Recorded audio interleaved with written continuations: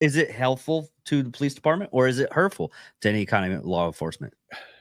Yeah, I can say for me, I don't ever want anybody to view a sheriff or a law enforcement supervisor or a chief with anything other than trust and to understand, hey, that person is highly intelligent, highly effective at what they do.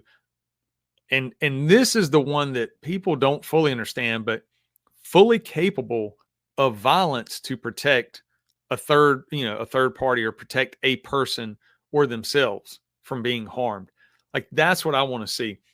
What I worry about is when police leaders do say things sometimes that are a little more emotionally filled or draws a hard line in the sand and says it's us versus them or um, demeans or uses terms. And I think the one video you were talking about, I think he says gremlins, if I remember right. Yes, frivolous, yes. Yeah. Yeah. And it's one of those things like I someone sent me that video or I watched it maybe like on YouTube or something, I might have this seen was you that several video. years ago, if I remember right. Yeah.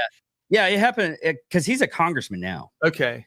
Yeah, that's not my approach, and it never was my approach. And I think that it can be dangerous when leaders do that because they themselves may be fine. They may be able to check their emotions. They may be able to say, "Hey, I was just saying that because I was frustrated, but I want the community to understand we're crime fighters and we're going to go after drug dealers and gang members."